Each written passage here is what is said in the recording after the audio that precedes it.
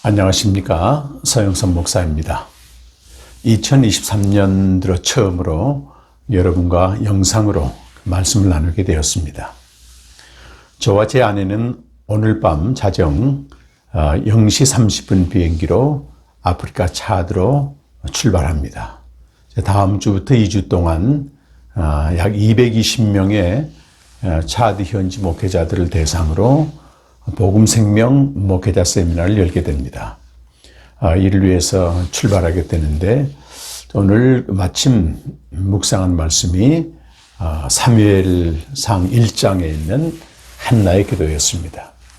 여기에 관해서 여러분과 함께 말씀을 나누고 또 차드 사역을 위한 여러분의 기도를 좀 부탁드리겠습니다. 저 어제 그 동네 병원에 갔었습니다. 그래서 감기 기운이 좀 있어서 미리 좀 약을 받기 위해서 처방받기 위해서 갔는데 한참을 기다렸습니다. 그러다 마침내 제 이름이 이제 호명이 됐습니다. 그런데 잠시 후에 제 이름을 듣자마자 어느 이렇게 중년 부인이 저에게 반갑게 다가오면서 교수님하고 인사를 하는 거예요. 저는 이제 마스크를 썼기 때문에 당연히 알아볼 수가 없었죠. 그런데 제가 한 11년 전 라이프 비전 신학대학원에서 한 1년 반 정도 학생들을 가르친 적이 있는데 그 학생 중에 한 명이었다는 것입니다. 그래서 그 마스크를 내리니까 이제 기억이 났습니다. 저는 한 10년 만에 이분을 만났는데 이분은 이제 목사님이 되셔서 목회를 잘하고 계신다고 들었습니다. 직접 대면하여 교제한 적은 없지만 늘 저희 선교회 카페에 들어와서 제가 묵상한 말씀을 나누고 또 선교의 소식을 자세히 알고 있었습니다. 그러면서 10여 년 전 자기가 그 신학대학원 가게 된 것은 하나님이 목사님을 만나게 하신 섭리였다. 그러면서 특별한 교회를 한다 그래요. 그래서 제가 무슨 교회인가 했더니 건물이 없고 코로나 이후로 각자 자기 집에서 이렇게 영상으로 또 비대면으로 예배를 드리고 또 물론 당연히 신방도 하겠죠. 그러니까 놀라운 것은 성도 각자가 견고하게 반석에 서 있다고 하는 겁니다. 흔들리지 않는 믿음으로 서간다고 하는 그 은혜를 나누게 되었어요. 참 이런 얘기를 들으면서 이 생명으로 살고 생명으로 목회하는 목회자의 섬김에 대해서 다시 한번 깊게 생각을 했고 또 저 개인적으로는 제가 전혀 알지 못하지만 또 만날 수 없었지만 생명의 말씀이 이렇게 관계를 초월해서 일하고 있는 걸 보고 굉장한 위로와 또 격려를 받기도 했습니다. 하나님의 큰 은혜였습니다. 자, 오늘 그 사무엘 상하, 이제 사무엘 상 말씀은 구약 성경으로 말하면 전기 예언서에 들어갑니다. 보통 구약 성경을 모세오경, 토라, 그리고 선지서, 예언서, 그리고 성문서의 세 가지로 나누거든요. 그래서 유태인들은 이 첫 글자를 따서 토라, 네비힘, 카투힘, 카투빔이라고 하는 세 글자를 따서 타나크라고 구약 성경을 부르게 됩니다. 그래서 모세오경 이후에 여호수아서, 또 사사기, 사무엘 상하, 또 열왕기 상하는 그 이스라엘 역사에서 나타난 하나님의 활동을 기록했다고 하는 점에서 전기 예언서로 부릅니다. 그리고 우리가 보통 예언서로 알려져 있는 이사야, 에레미야, 에스겔 비롯한 12개 소선지서는 후기 예언서로 이렇게 명명을 하게 됩니다. 그래서 이 사무엘 상하는 예언서에 들어간다, 선지서에 들어간다 그렇게 보시면 되겠고요. 원래 그 사무엘 상하는 한 권의 성경이었습니다.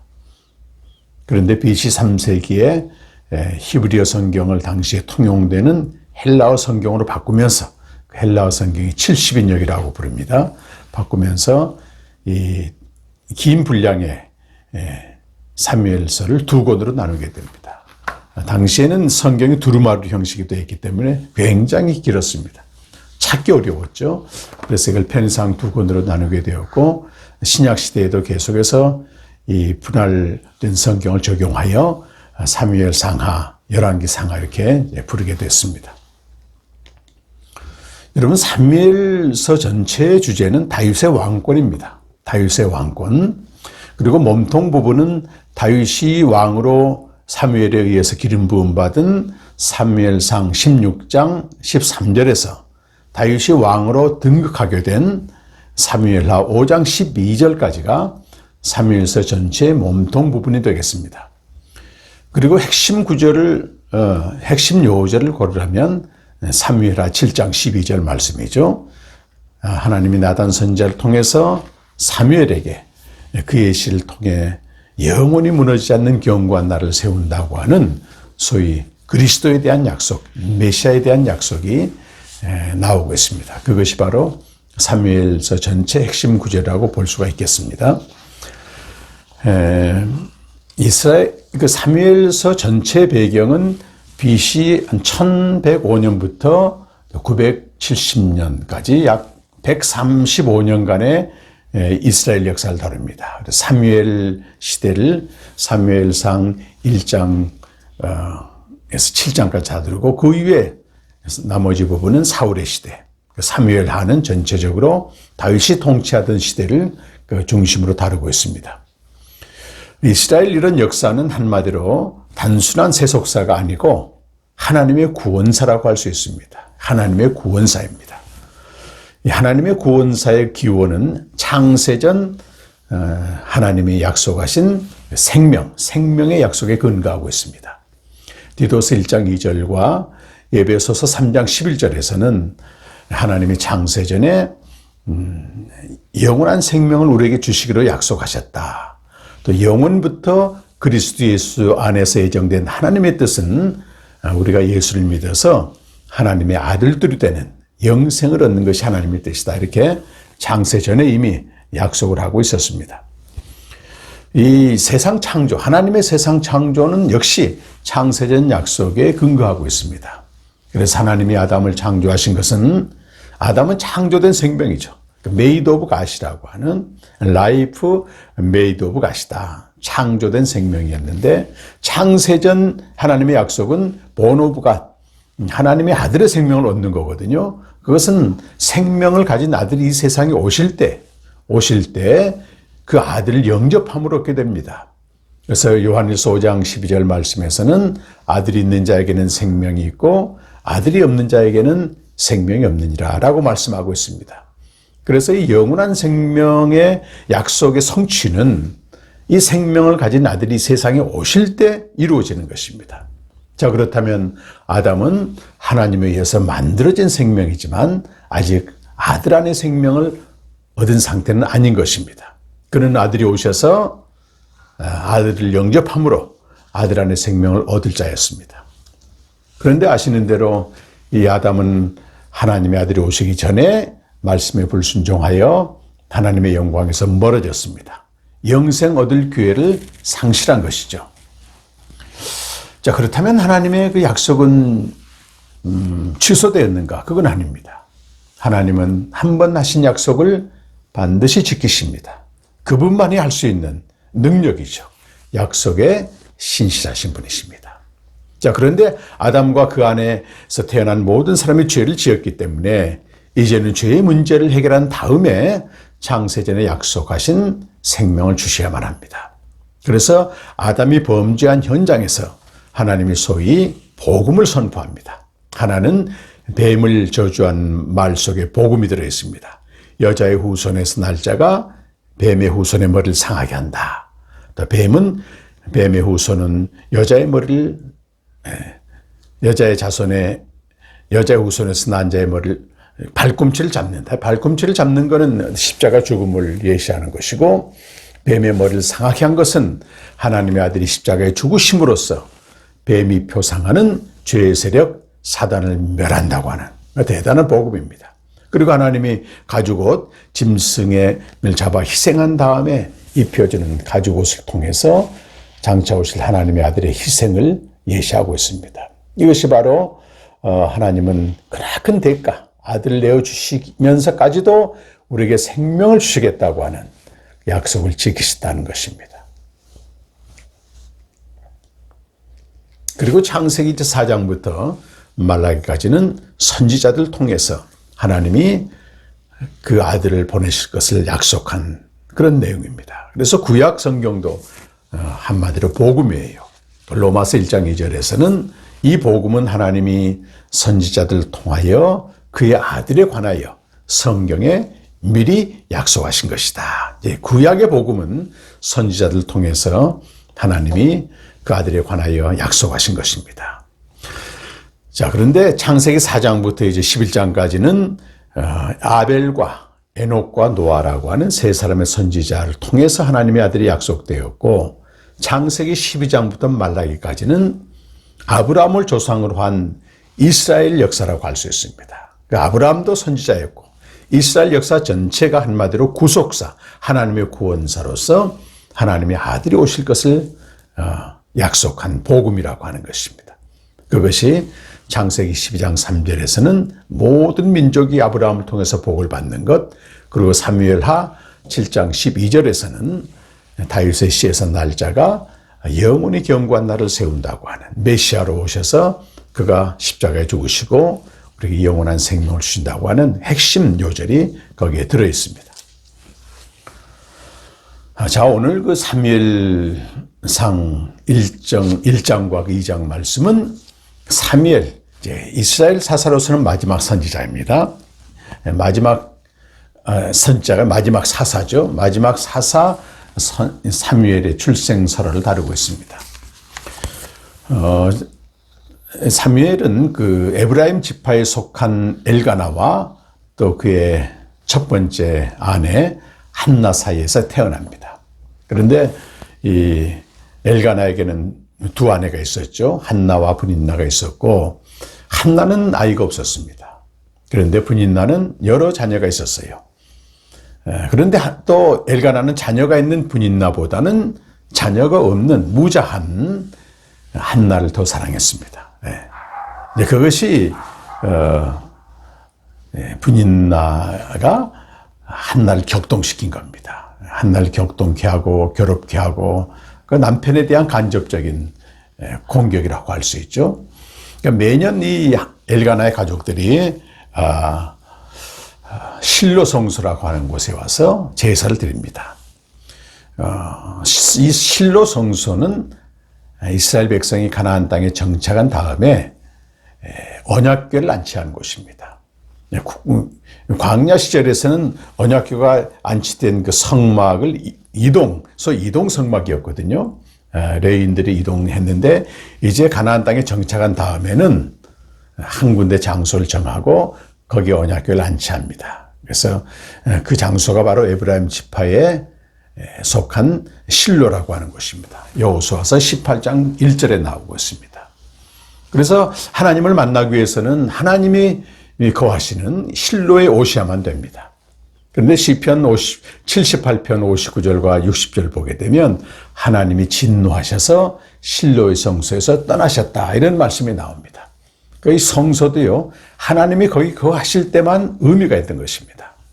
어쨌든 엘가나와 그의 가족은 매년 제사를 드리기 위해서 실로 성소에까지 왔었고, 거기서 이제 소위 화목제를 드리고 음식을 나눠 먹습니다. 그때 그 분인나와 그 아이들에게는 한 몫을 다 주고, 오늘 그 본문에 보게 되면 한나에게는 갑절을 주었다 했는데 번역에 조금 애매합니다. 원문에 보게 되면 얼굴에 한 몫이다 이렇게 되어 있어요.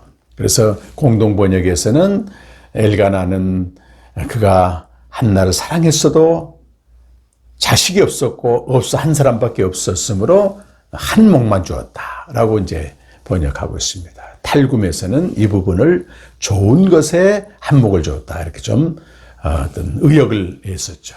어쨌든 한 몫을 주었는데, 그렇게 이제 식사가 끝나고 났을 때 여전히 매번 분인나는 한나를 괴롭혔습니다. 그러자 이제 엘가나가 위로하죠. 당신은 내게 10아들보다도 소중합니다. 위로를 했는데 한나에게는 그게 그렇게 위로가 되지 않았습니다. 그래서 이 음식을 먹고 나서 한나는 여호와의 전에 가서 이제 기도하게 됩니다. 전심으로 기도하는데 여호와 앞에서 기도할 때 음성은 들리지 않고 입술만 간절하게 움직이는 그런 기도를 드리게 됩니다. 그때 마침 엘리 제사장이 그 문 곁에 성전 곁에 있으면서 이 한나가 기도하는 걸 보게 되는데 한나가 입만 움직이고 소리를 내지 않자 포도주에 취한 게 아니겠느냐 그러면서 포도주를 끊으라고 말합니다. 그때 이제 한나가 그게 아닙니다. 나는 마음이 괴로운 여자다. 슬픈 여자다. 그래서 여호와 앞에서 지금 내 심정을 통하고 있습니다. 오늘 그 핵심 주절이 여기 심정을 통한다고 하는 15절 말씀이 되겠는데요. 여기서 심정은 히브리어로 네페시인데 목숨이란 뜻입니다. 그리고 통하다는 히브리어로 사파크인데 이거는 쏟아붓다. 네, 이런 뜻이 되겠습니다. 그래서 이 한나의 기도는 소위 목숨을 쏟아붓는 기도, 죽을 힘을 다한 기도, 목숨을 다한 기도라고 말할 수 있습니다. 그때 이 엘리 제사장은 하나님이 너에게 평안을 주고 그 소원이 이루어지길 바란다라고 축복을 해 주었습니다. 그래서 한나는 은혜를 입었다고 엘리 제사장이 은혜를 입은 여자라고 말하면서 그때 수심이 다 걷어지게 되고 응답을 확신한 거죠. 그리고 돌아가서 먹고 마시는 정상적인 삶을 살게 됩니다. 여기까지가 오늘 18절까지의 본문입니다. 오늘 이게 사실 한나의 기도는요, 신약 성경에 오게 되면 그 마리아의 기도와 거의 흡사합니다. 자, 엘리는 한나의 사정을 다 들은 다음에 한나를 축복합니다. 그렇다면 평안한 마음으로 돌아가시오. 이스라엘 하나님이 그대가 간구한 모든 것을 이루어 주실 것이오 라고 축복을 해 주었습니다. 자, 그러자 한나가 엘리에게 이렇게 대답합니다. 당신의 요정이 은혜 입기를 원하나이다. 은혜 입기를 원하나이다. 아주 중요한 단어죠. 그리고 한나는 돌아가서 먹고 또 마시고 수심의 빛이 없어졌다. 기도 응답을 확신했기 때문에 슬픈 기색이 가시고 밝은 얼굴로 돌아갔다고 말하고 있습니다. 그리고 이제 한나는 얼마 후에 엘가나와 동침해서 아들을 낳습니다. 사무엘을 낳게 되죠. 여기까지가 오늘 본문의 말씀이 되겠습니다. 여기 한나라고 하는 이름은요, 히브리어 헨의 도금입니다. 헨이라고 하는 히브리어는 은혜라는 말이거든요. 한나를 문자 그대로 뜻풀이하게 되면 은혜 입은 자다라고 말할 수 있습니다. 한나의 뜻은 은혜 입은 자입니다. 이 한나가 여기서 잉태한 것은 신약시대 소위 예수님 당시 동정녀 마리아의 잉태를 예시하고 있습니다.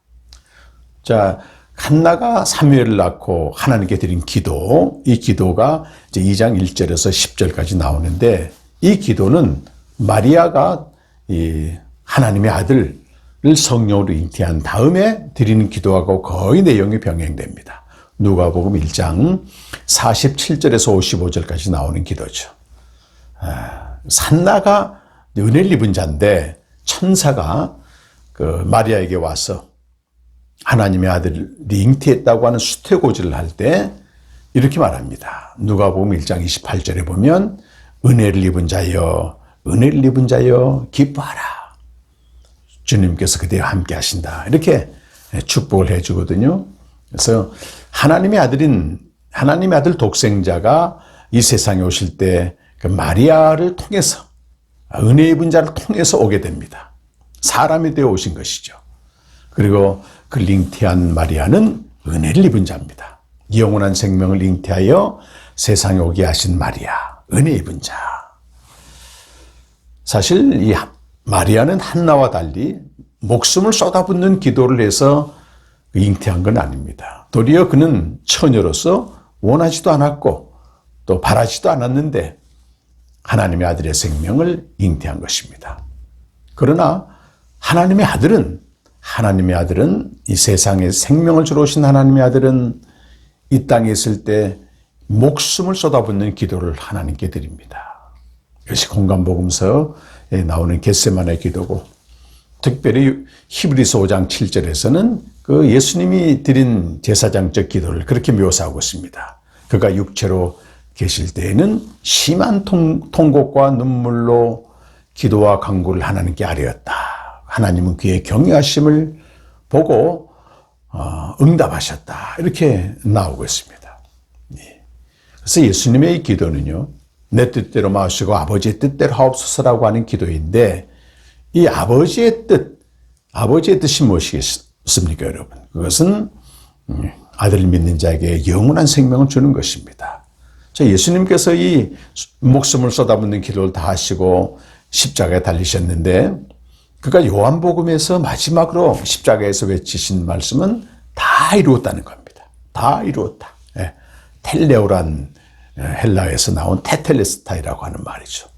그런데 이 다 이루었다는 요한복음 17장 4절에 있는 내가 아버지께서 하라고 하신 일을 다 이루어, 이 텔레오, 이루어 아버지의 이름을 세상에서 영화롭게 하였다. 여기서 나온 말씀입니다. 아버지께서 하라고 하신 일은 당연히 아들 믿는 자에게 영생을 주는 것이고, 하나님의 아들은 영생을 주시기 위해서 십자가의 죽으심으로 다 이루었다라고 하신 것입니다. 이 십자가의 죽음을 통해 생명을 주시기까지 하나님의 아들은 쏟아붓는 기도를 하셨다는 것입니다. 그래서 우리가 아들을 믿게 되면 영생을 얻습니다. 자, 여러분, 디모데후서 1장 9절과 10절 말씀에서는요, 하나님이 창세전 그리스도 예수 안에 있는 은혜, 그 은혜를 우리에게 주시기로 다 약속하셨다는 것입니다. 그런데 이제는 하나님의 아들이 이 땅 가운데 오셨고, 그가 죽으시고 사망을 패하심으로 부활하심으로써 복음을 통하여 우리에게 영원한 생명을 주었는데, 이것이 바로 창세전 우리에게 주시기로 한 은혜가 나타났다는 것입니다. 자, 그렇다면 여러분, 지금은 누가 은혜의 분자겠습니까? 그 은혜가 나타난 자, 아들을 믿어 영생을 얻은 자, 복음을 통해 영원한 생명을 얻은 자가 바로 하나님의 은혜 입은 자입니다, 여러분. 누구나 은혜 입은 자입니다. 이 생명을 얻은 자는요. 그러면 우리가 어떻게 살아야 되겠습니까? 이 은혜를 입은 자는 오늘 한나처럼 목숨을 쏟아붓는 기도를 통하여 많은 사람에게 생명을 잉태시키고 생명을 주는 그 왕 같은 제사장, 선교적 사명을 수행하는 것입니다. 그래서 바울이 로마서 9장 1절 이하에 보게 되면, 내가 내 동족이 구원받기를 위해서 기도하고 소원하는데 그것은 설령 내가 그리스도에게서 끊어질지라도 원하는 바라 말씀합니다. 여러분, 하나님의 아들이 그 아버지로부터 분리되는, 끊어질지라도 간절히 원하면서 목숨을 쏟아붓는 기도는 그의 죽음을 통해서 우리가 생명을 얻은 거잖아요. 이제는 우리도 동일한 목숨을 쏟아붓는 그런 절정의 하나님의 사랑을 가지고 하나님을 알지 못하고 생명을 알지 못한 이들을 위해서 기도한다는 것입니다. 그리고 그 기도는 반드시 하나님이 응답하십니다. 생명을 구하는 기도는요, 응답하십니다. 그래서 시편 21편 4절에 보면은 그가 생명을 구하매 주께서 그에게 주셨으니 곧 영원한 장수로다. 영원한 생명이죠. 그가 생명을 구하매 주님께서 주셨습니다.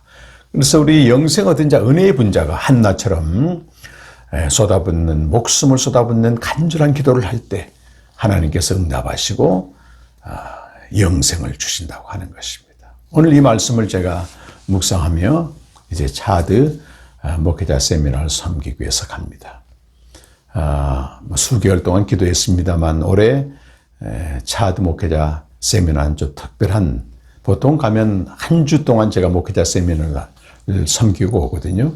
이번에는 이제 두 교단 내 목회자를 대상으로 2주 동안 섬기게 됩니다. 첫 번째 주는 그 의엠대 교단이라고 차드 복음 선교 교단입니다. 한 25년 전 저희 그 한국 선교사님에 의해서 개척된 교회인데 전국적으로 한 7, 80개 교회가 있고 목회자들은 한 또 100여 명쯤 있습니다. 특별히 이번 차드 목회자 세미나에는 두 교단이 내 목회자들이 참석합니다. 첫 번째 조간에는 차드 복음 선교 교단이라고요.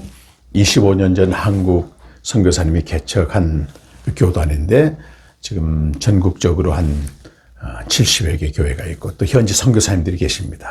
이분들이 전국에서 다 모이게 되는데 한 120명 목회자가 되겠고요. 그 다음 주는 이제 차드 복음교단이라고, 차드 내에서 가장 큰 교단이죠. 한 3,000개 교회가 소속되어 있는데요. 수도 은자매나 노회 목회자들과 또 전국에 흩어져 있는 현지 선교사님들 한 40여 명이 모시고 특별히 그 총회 임원들이 이번 그 세미나에 전부 참석하게 됩니다. 굉장히 뜻깊은 것 같습니다. 그래서 이분들 대상으로 한 100명 정도 또 이렇게 세미나를 진행하게 됩니다. 참 감사한 것은 이번 세미나를 위해서도 생명으로 사는 이들, 소위 은혜 입은 자들이, 지체들이 여러 곳에서 한 100여 명 정도가 십시일반으로 모든 경비를 또 후원해서 마련해서 가고 있습니다. 이제 우리가 한 몸의 지체로서 오늘 한나가 보여준 대로, 또 예수님 보여준 대로 목숨을 쏟아붓는 간절한 기도를 통해서 참 차드교회가 생명으로 세워지게 되고 또 아프리카 전체를 생명을 전해 흘러보내는 그런 교회가 될 수 있도록 여러분 간절히 기도해 주시길 바라겠습니다. 저도 이렇게 벌써 이제 횟수로는 14년째 이 복음생명 세미나를 인도하고 있습니다. 그런데 한국 같은 경우는 이 목회자 한 분이 캠프에 와서 생명의 말씀을 듣는 게 결코 쉽지 않습니다. 여러 가지 목회 일정도 바쁘기도 하겠지만 방향 자체가 또 있기 때문에 그렇지만 이 가난한, 소위 세속적으로는 가난하지만 굉장히 그 말씀을 사모하고 복음을 알기를 원하는 차드 목회자들을 한 220명에게 동시에 이 복음 생명을 전할 수 있다고 하는 게 너무도 설레고 감사합니다. 그래서 여러분 2주 동안 사역을 위해서 잊지 마시고 한나의 기도로 목숨을 쏟아붓는 간절한 기도를 통해서 생명의 역사 나타나기를 계속 기도해 주시기를 간절히 부탁드립니다. 감사합니다.